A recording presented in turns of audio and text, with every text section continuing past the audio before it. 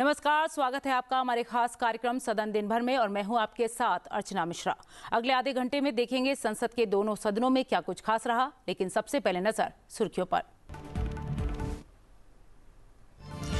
पहलगाम हमले के जिम्मेदार और उन्हें भेजने वाले आतंकियों को भारतीय सेना ने मिट्टी में मिलाया।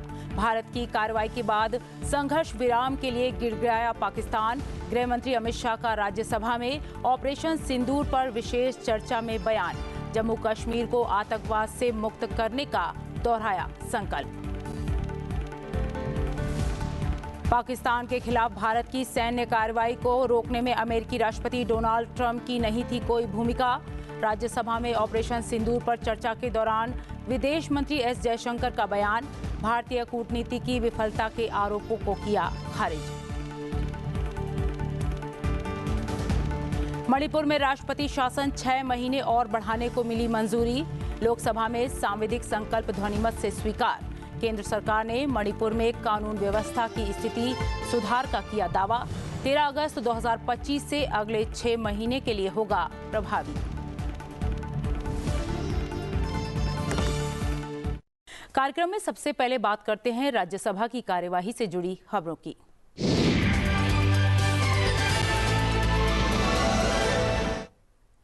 पहलगाम में आतंकवादी हमले के जवाब में भारत के मजबूत, सफल और निर्णायक ऑपरेशन सिंदूर पर राज्यसभा में 2 दिन चली विशेष चर्चा का आज जवाब दिया गया।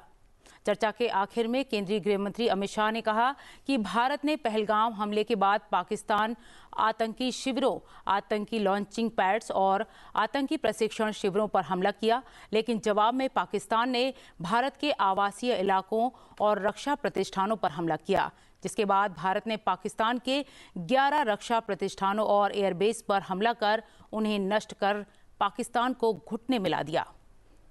पूछ रहे हैं किसके कहने पर समाधान हुआ, किसके कहने पर समाधान हुआ? किसी के कहने पर समाधान नहीं हुआ। पाकिस्तान घुटनों के बल हमारे डीजीएमओ को फोन किया कि भाई बंद करो। पहले से हमारा मकसद युद्ध का नहीं था, ना पाकिस्तान के अवाम को हम नुकसान करना चाहते थे। मोदी जी ने तुरंत कहा कि अगर पाकिस्तान रोकता है तो रोक लीजिए, और इसको भी राहुल गांधी आगे बढ़ा रहे हैं और पूछ रहे हैं। कुछ लोगों ने आशंका की कि कौन मरा वहां। मान्यवर, उनको मालूम नहीं है। उनके समय में जो जघन्य आपराधिक घटनाएं हुई थी, आतंकवादी घटनाएं हुई थी, वो घटना को घटाने वाले आतंकवादी हमें पूछते थे। मुझे तो कई लोगों ने पूछा कि भाई 90 दिन हुए क्या हुआ, 95 दिन हुए क्या हुआ। रोज 5 फोन आते थे। मगर उनके समय में जो बड़ी बड़ी आतंकवादी वारदातें हुई थी, मुंबई ट्रेन ब्लास्ट से लेकर मुंबई पर हमले की, उसके आरोपी आतंकवादी हमारे ऑपरेशन सिंदूर में मारे गए। मान्यवर, ऑपरेशन आतंकवाद के दिल पर पहली बार प्रहार किया। मान्यवर, पहले भी हमने सर्जिकल स्ट्राइक करी, एयर स्ट्राइक करी। एक प्रकार से सर्जिकल स्ट्राइक और एयर स्ट्राइक दोनों पाक ऑक्यूपाई कश्मीर में थी।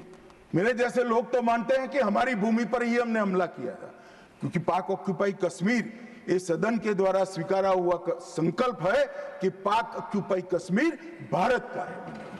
मगर पहली बार पाकिस्तान की सरहद में जाकर हमारी सेना ने पराक्रम दिखाया है और आतंकवादियों के अड्डों को, उनके ट्रेनिंग कैंप को और उनके लॉन्चिंग पैड्स को खत्म करने का काम किया है। केंद्रीय गृह मंत्री अमित शाह ने कहा कि आज सेना का मनोबल सर्वोच्च स्तर पर है। पिछले 11 साल में सेना को आधुनिक और स्वदेशी हथियारों से लैस किया गया है। आज वही सेना ब्रह्मोस से लैस है। आकाश उनके मिसाइलों को तोड़ देता है मान्यवर, और पाकिस्तान की पूरी एयर डिफेंस सिस्टम हमारी सेना आधे घंटे में उसको मलबे में बदल कर रख देती है। मान्यवर, ये नरेंद्र मोदी के शासन में, मोदी जी के शासन में 11 साल में परिवर्तन हुआ। गोली नहीं बना पाते थे। मैं बाद में बताता हूं। लाखों करोड़ों का सामान हम बना रहे, विदेश में भेज रहे हैं, एक्सपोर्ट कर रहे हैं। हमारी सेना का काफी सारा कई सारी चीजें हमने ब्लैकलिस्ट कर दी, इंपोर्ट नहीं कर सकते। और R&D के लिए एक बहुत बड़ा इकोसिस्टम बनाने का काम देश के प्रधानमंत्री नरेंद्र मोदी ने किया है। सेना और पूरे देश को मोदी जी की ये पहल पर, आत्मनिर्भर भारत के गर्व पर और हमारे सेना के जवानों का हथियार उनको ऐसा देना चाहिए, इस बात की चिंता पर देश और सेना मोदी जी पर गर्व कर सकती है।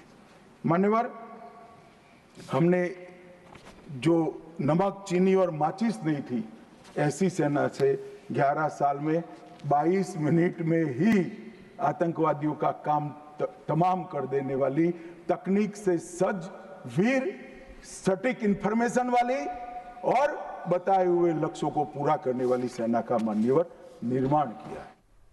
जम्मू कश्मीर के मौजूदा हालात का जिक्र करते हुए केंद्रीय गृह मंत्री अमित शाह ने कहा कि वो वादा करते हैं कि जम्मू कश्मीर आतंकवाद से मुक्त होगा और ये नरेंद्र मोदी सरकार का संकल्प है। पूरी टेरर फाइनेंस की इकोसिस्टम को ध्वंस किया। NIA और ED ने बहुत अच्छी कार्रवाई की, कई SOP बनाई गई और 347 संपत्तियों को जब्त कर दिया गया। एक और जमाते इस्लामी और ऐसे संगठनों को हमने बंद करने का काम किया और दूसरी ओर मान्यवर इनकी इकोसिस्टम को भी हमने समाप्त कर दिया। मैं आज इस सदन के रिकॉर्ड के लिए बैन किए हुए संगठनों का लिस्ट पढ़ना चाहता हूं।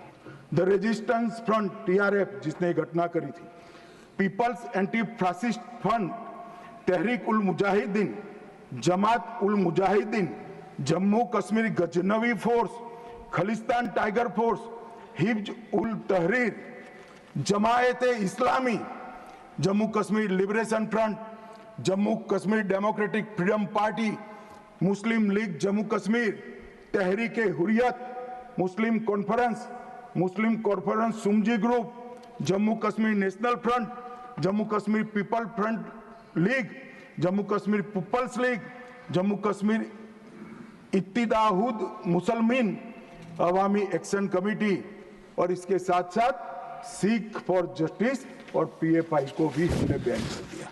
और मान्यवर, परिणाम क्या हुआ? परिणाम ये हुआ 2010 में 10 से 15 की एवरेज ऑर्गेनाइज टाउन पिल्टिंग, हमने भी दृश्य देखे हुए जो समय कपूर ने चिंता की थी। छोटी छोटी बच्चियां पथराव करती थी, 2564 सालाना होते थे। 2564 पथराव की घटना हुई। 2024 के बाद एक भी घटना नहीं हुई। ऑर्गेनाइज हड़ताल जिसका वो लोग ऐलान करते थे, पाकिस्तान के बैठे हुए हुर्रियत के आका सालाना 132 दिन घाटी बंद रखते थे। 3 साल से एक भी हड़ताल का ऐलान नहीं हुआ है, हिम्मत नहीं है। टाउन पेल्टिंग में नागरिकों की मृत्यु, 112 नागरिक मारे जाते थे, अब 0 मारे जाते हैं। सिक्योरिटी फोर्स का इंजर्ड, साल में 6235 सिक्योरिटी फोर्सेस इंजर्ड होती थी, अब 0 हो गई है। मान्यवर, इसके साथ साथ ये पूछ रहे थे, अभी वो शिवसेना की सदस्य भी पूछ रहे, क्या आतंकवाद समाप्त हो गया? इतनी गहरी जड़ें कांग्रेस ने डाली है, समाप्त होने में बहुत देर लगेगी। हमारा प्रयास है जल्द से जल्द, परंतु मान्यवर आंकड़े में कहना चाहता हूं समाप्ति के कगार पर है। आपको पसंद नहीं आएगा मगर समाप्ति के कगार पर है। इससे पहले विदेश मंत्री एस जयशंकर ने चर्चा के दौरान कहा कि ऑपरेशन सिंदूर के दौरान पाकिस्तान के खिलाफ भारत की सैन्य कार्रवाई को रोकने में अमेरिकी राष्ट्रपति डोनाल्ड ट्रंप की कोई भूमिका नहीं थी। इसके अलावा विभिन्न दलों के सदस्यों ने भी चर्चा में हिस्सा लेते हुए अपनी बात रखी। राज्यसभा में सदन के नेता JP नड्डा ने दावा किया कि प्रधानमंत्री नरेंद्र मोदी के कार्यकाल में पिछले 11 वर्षों में जम्मू कश्मीर को छोड़कर बाकी देश में आतंकवादी हमले बंद हो गए हैं। JP नड्डा ने UPA सरकार के दौरान आतंकवाद और पाकिस्तान को लेकर लचर रवैया अपनाने का दावा किया। उन्होंने कहा कि ऑपरेशन सिंदूर और पाकिस्तान के खिलाफ कूटनीतिक कदम मौजूदा सरकार की प्रतिबद्धता को दिखाते हैं। विपक्षी दलों के सदस्यों ने चर्चा के दूसरे दिन भी पहलगाम आतंकवादी हमले में सुरक्षा चूक के मुद्दे और पाकिस्तान के साथ संघर्ष रुकवाने में अमेरिकी राष्ट्रपति डोनाल्ड ट्रंप के दावे पर सरकार को घेरने की कोशिश की। विदेश मंत्री एस जयशंकर ने एक बार फिर दोहराया कि ऑपरेशन सिंदूर के दौरान पाकिस्तान के खिलाफ भारत की सैन्य कार्रवाई को रोकने में अमेरिकी राष्ट्रपति डोनाल्ड ट्रंप की कोई भूमिका नहीं थी।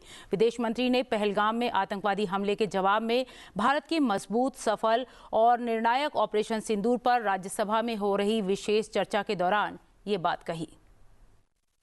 When Operation Sindoor commenced, a number of countries were in touch with us. I'll speak about that in some detail. Why do countries contact you? They want to know what is happening, what is your thinking, how serious is it, how long would it go? And to all the countries, we gave the same message. We gave the message that India is exercising the right to defend itself. We, sir, gave the message that the targets which were selected and hit on the 7th of May are known terrorist headquarters and infrastructure. So some of them, for example, Bhavalpur, is associated with the murder of an American reporter called Daniel Pearl. So the world is aware of this. We gave a message, sir, that we were not open to any mediation, that anything now between us and Pakistan would only be bilateral. During this period, as I said, we had a number of conversations with different countries. We had conversations with the US, we had a conversation with the EU, we had a conversation with Saudi Arabia, and I want to say this, when all the calls which I got are actually on record, they are on my social media record. So it was on the 10th of May, we got calls from US, we got calls from Saudi Arabia, we got calls from a few other countries, most. नहीं आप इस तरह नहीं, please आप इस तरह आचरण। So the point is, to everybody the answer was the same. The answer was, if the Pakistanis want to stop fighting, the Pakistanis have to request us. The Pakistanis have to request us through the DGMO channel. And that, sir, is exactly what happened. 22 अप्रैल से 16 जून तक एक भी phone call president Trump और prime minister Modi के बीच में नहीं। विदेश मंत्री एस जयशंकर ने ऑपरेशन सिंदूर के दौरान भारतीय कूटनीति की विफलता के विपक्ष के आरोपों को खारिज किया। उन्होंने कहा कि भारतीय कूटनीति बिल्कुल सही दिशा में थी। In terms of the global response, I think most noteworthy was the UN Security Council statement. That statement was very noteworthy because Pakistan was a member of the Council. We are not members of the Council. Despite not being members of the Council, we were able to get the UN Security Council to issue a statement. UN Security Council on the 25th of April. और ये sir आप सोचिए कि हम सदस्य नहीं थे, पाकिस्तान सदस्य था, उसके बावजूद our diplomacy was able to get the UN Security Council to issue a statement underlying the need to hold the perpetrators, organizers, financiers and sponsors of Pahalgam act of terrorism accountable and bring them to justice. Now, not only that, sir, in this period, if you look, because a lot of comments were made yesterday, how good was Indian diplomacy? आपके कितने लोगों को समझा पाए, कितने लोगों को इनकी अंडरस्टैंडिंग सपोर्ट क्या थी? Sir, we had a statement from Quad, we had a statement from BRICS, वो बहुत अलग-अलग ग्रुप थे, but yet Quad was specific in condemning the terrorist attack in Pahalgam and repeating the call of the UN Security Council to bring the perpetrators and organizers to justice without any delay. In the case of BRICS, BRICS has a specific reference to cross-border movement of terrorists, terrorism, finances, and safe havens. Sir, आगे देखें sir. We were able to get Central Asian countries. Please. We were able to get Central Asian countries to oppose providing safe haven using terrorist proxies for cross-border terrorism, terrorism financing. We were able to give Indian Ocean rim countries, we were able to get Germany, we were able to get France, we were able to get European Union, we were able to get Russia. Sir, अगर आप Russia का देखें, President Putin has said that this brutal crime has no justification whatsoever and its perpetrators will face a deserved punishment. So, sir, I want to say that in terms of diplomatic support, we were able to get a wide range of countries, including our neighbors.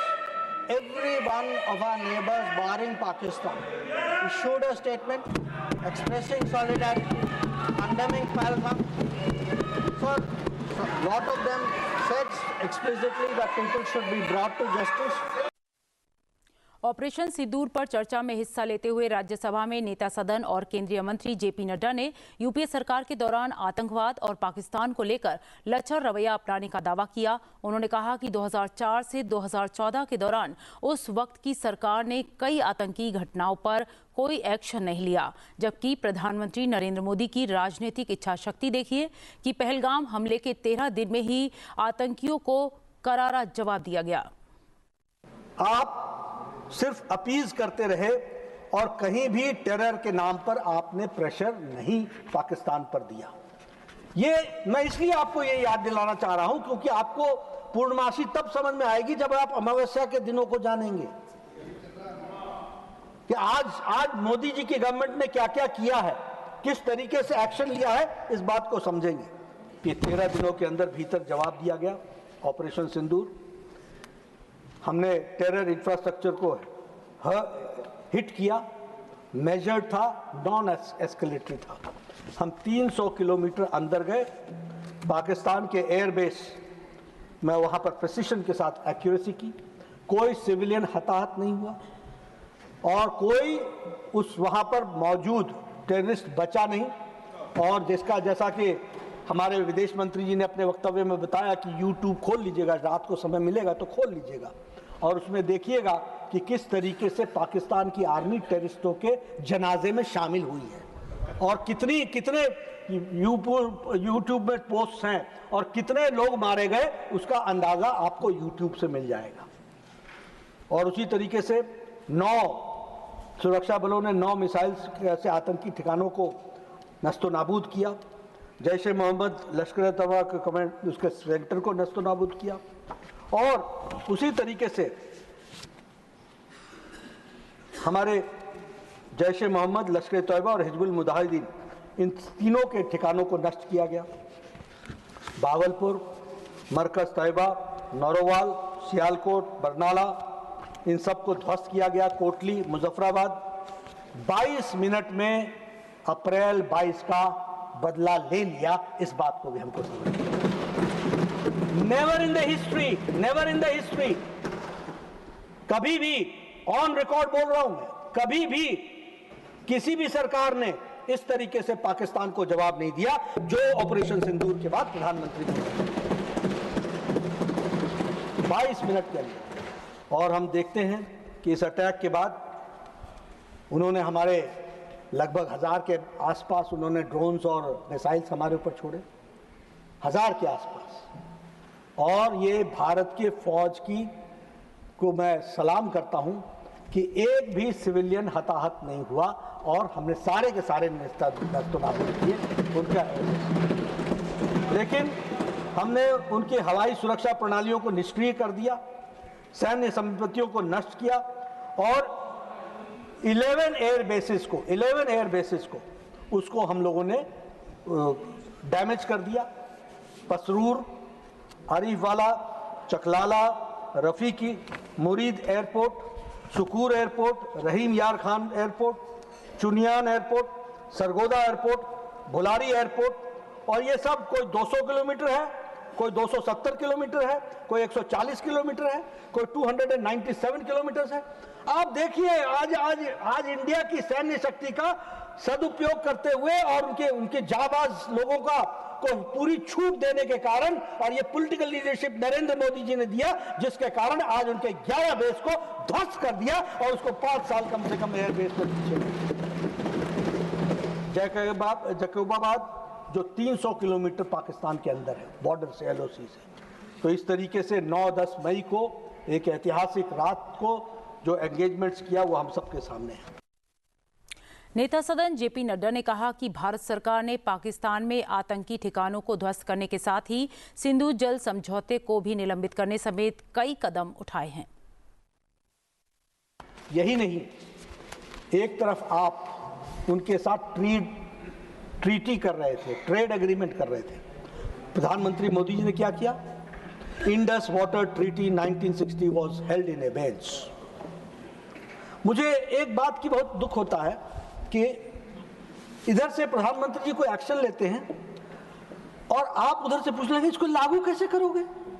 आपको लागू उसकी चिंता ज्यादा होती है, इसकी चिंता नहीं होती है कि पॉलिटिकल विल देखो कि इसको करने का निर्णय लिया गया।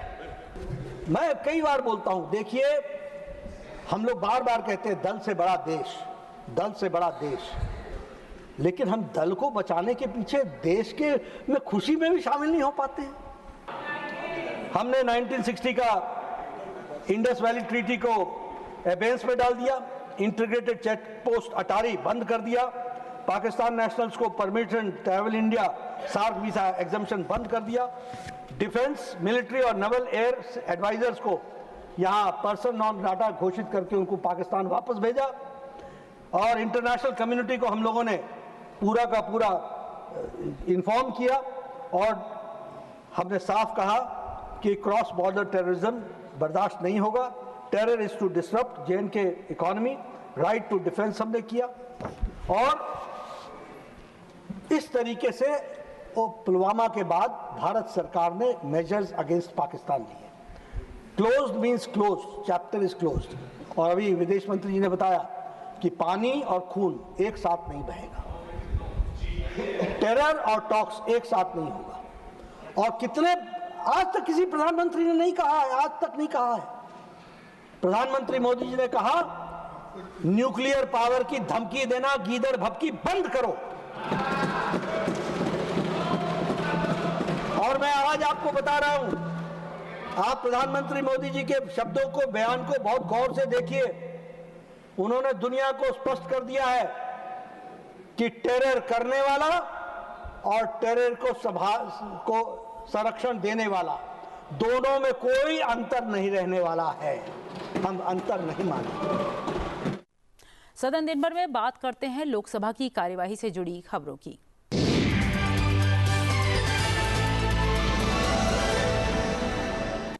लोकसभा में कार्यवाही प्रश्नकाल के साथ शुरू हुई। साइबर अपराधों में इस्तेमाल होने वाले मोबाइल कनेक्शन पर एक प्रश्न का उत्तर देते हुए संचार मंत्री ज्योतिरादित्य सिंधिया ने बताया कि साइबर अपराधों से निपटने के लिए बनाए गए डिजिटल सूचना प्रौद्योगिकी प्लेटफॉर्म से बड़ी मदद मिल रही है। कई बार हमारे मोबाइल नंबर मोबाइल पे दिखता था कि भारत का नंबर आ रहा है, पर एक्चुअली वो कॉल आ रहा है विदेश से, और इसके लिए इसको ब्लॉक करने के लिए एक नया सॉफ्टवेयर हम लोग ने शुरू किया, centralize international out roaming registry. हम लोगों की विदेशी कंपनी भारत में कॉल करके अपने आप को भारत के कॉल के रूप में डिस्गाइज करके उपभोक्ता को परेशान करती थी, और ये कायोर सॉफ्टवेयर के आधार पर पहले दिन पे आपको भी आश्चर्य होगा अध्यक्ष महोदय, हम लोग ने एक दिन में 1,35,000 कॉल्स, 1,35,00,000 कॉल्स को एक दिन में ब्लॉक किया। ये इंटरनेशनल स्पूफ्ड कॉल्स हैं, और अब इतने हमने ऐसे गेटवेज को ब्लॉक कर दिए हैं कि उसकी संख्या 97% ड्रॉप हो चुकी है, और अब केवल 3 लाख कॉल्स ऐसे स्पूफ्ड कॉल्स पर डे आती हैं। रेल मंत्री अश्विनी वैष्णव ने ट्रेनों में अतिरिक्त जनरल कोच जोड़ने से संबंधित प्रश्न का उत्तर देते हुए कहा कि सरकार समाज के आर्थिक रूप से कमजोर वर्गों को राहत देने के लिए हर संभव मदद करने का प्रयास कर रही है। Honorable Prime Minister Shri Narendra Modi ji's government is committed to the welfare of middle classes and low income families. Over the last few years, so many steps have been taken which are basically for the welfare of the low-income families.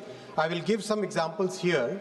The number of general class coaches which are basically availed by the low-income families has substantially increased in the last few years. Today, out of the total 82,000 coaches, about 70% coaches are general class and non-AC coaches. Out of the 69 lakh seats, almost 78% seats are basically non-AC and general class seats.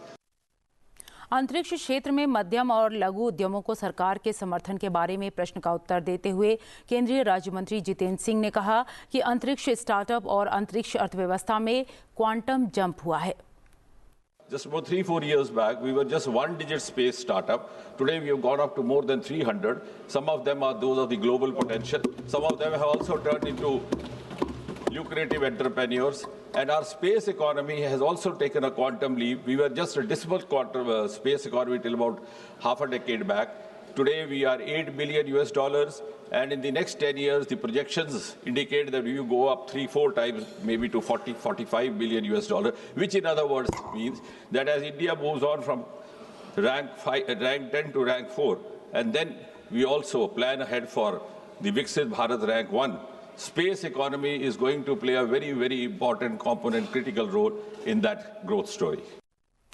बढ़ते हैं अगली खबर की ओर। मणिपुर में राष्ट्रपति शासन की अवधि 6 महीने और बढ़ाने से संबंधित सांविधिक संकल्प लोकसभा में ध्वनिमत से स्वीकार हो गया। गृह राज्य मंत्री नित्यानंद राय ने संकल्प पर हुई चर्चा का जवाब दिया। उन्होंने कहा कि मणिपुर में शांति बहाल हो रही है, वहां कानून व्यवस्था की स्थिति सुधर रही है। राज्य में 4 महीने से हिंसा की कोई घटना नहीं हुई है। उन्होंने कहा कि वहां शांति व्यवस्था बहाल करने के लिए राष्ट्रपति शासन जरूरी है। उनका ये भी कहना था कि मणिपुर में हिंसा की घटनाओं में बाहर के लोगों की संलिप्तता रही है। तो हमारे विशेष कार्यक्रम सदन दिनभर में आज के लिए इतना ही। आप देखते रहिए संसद टीवी। नमस्कार।